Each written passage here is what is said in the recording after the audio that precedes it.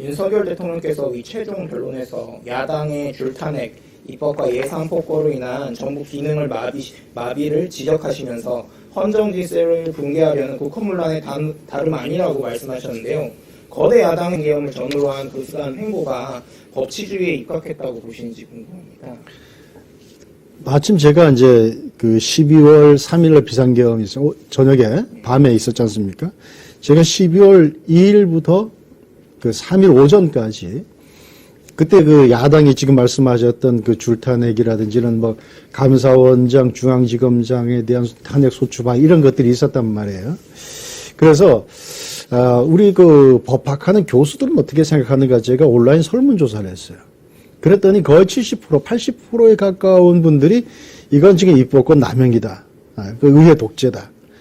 법치주의의 형식을 빌어서 사실 법치주의 아닌 게 법치주의하고 완전 거리가 먼 거죠. 그런 응답을 했어요.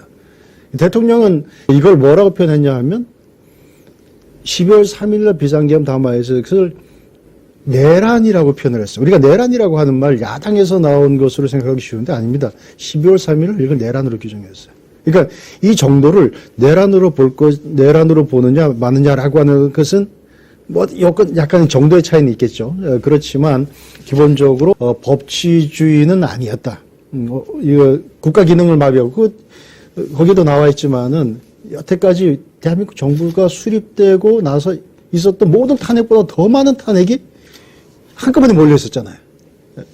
그리고 예산 일방적으로 삭감해서 가장 중요한 국가 기능들을 마비시키고 그야말로 만약에 비상계엄이 없었다 그러면 이 자체가 그 국헌문란이었다고 볼 수가 있는 거죠. 대통령이 그걸 국헌문란이라고 본 것이고요.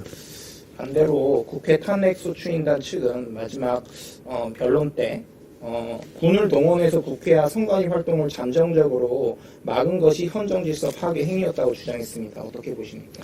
우리 그 헌법심판장에서 일어난 것이 지금 말씀하신 것처럼 국무회의 요건을 갖췄느냐 또 왜 포고령을 만들었느냐 지금 말씀하신 것처럼 국회 병력을 보내가지고 이렇게 뭐 봉쇄를 했는지 방어를 했는지 뭐 그 다 사실관계도 아직 뭐 정확하게 그 밝혀진 것이 아닙니다만 그 사실 어떻게 보면 지엽적인 거예요. 아까 제가 말씀드렸던 대통령이 이 비상계엄을 발동한 이유가 뭐냐면 나는 헌법을 수호하기 위해서 했다는 거예요. 아까 얘기한 연성위기라고 하는 거죠. 그럼 그 연성위기에 대응해서 나는 헌법상 주어진 책무, 또 책무라고 하는 것은 반대로 권한도 얘기하는 거예요. 우리가 그런 게 있잖아요. 너 이것 해라라고, 너 이런 의무가 있다라고 하면 그걸 할 수 있는 뭔가 수단을 줬어야 되는 거 아닙니까?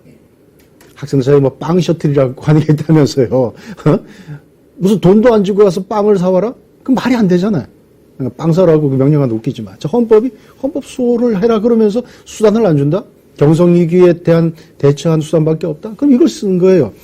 그 얘기는 무슨 얘기냐 하면 국회에 뭐 병력 보내고 한 것은 그 부차적인 문제고 대한민국이 정말 비상계엄을 선포하지 않으면 그런 경성위기에 대처할 그 수단을 쓰지 않으면 안 되는 그런 위기 상황이 있었느냐라고 하는 것부터 먼저 판단이 돼야 되는 거예요. 그래서 제일 먼저 그 헌법재판소에서 판단해야 될 것은 그런 위기의 심각성 그리고 위기가 현존하고 있었냐라고 하는 거죠. 그 다음에 두 번째로 봐야 될 것이 뭐냐 하면 그러면 동원할 수 있는 수단이 비상계엄밖에 없었냐? 비상계엄 외에 다른 건 없었는지 그걸 봐야 되는 거예요. 비상계엄밖에 없었다 그러면 그 쓰는 거예요. 그 다음에 비상계엄을 썼다 그러면 비상계엄은 어차피 그게 기본권을 제한하는 걸 전제로 하는 거예요. 그럼 기본권을 제한하는 것을 최소화했냐? 우리가 그것을 침해의 최소화라 그럽니다. 침해의 최소화.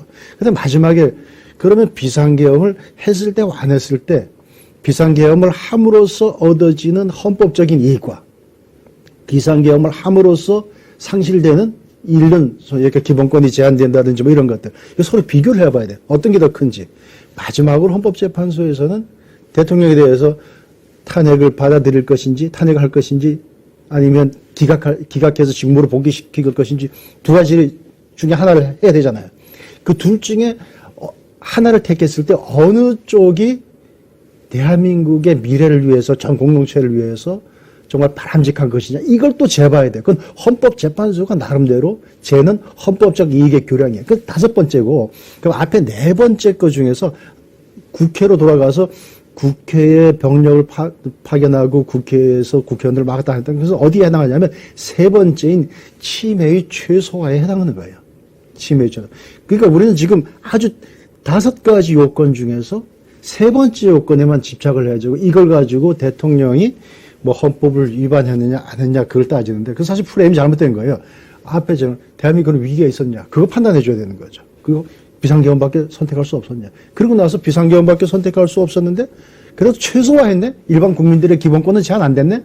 국회만 됐네. 그럼 침해 최소화된 거예요. 이렇게 가야 되는 거죠. 지금 이거 헌재에서 지난번에 심리하고 이런 것들은 아주 지엽적인 것에 그치고 있다라고 보시면 되는. 이건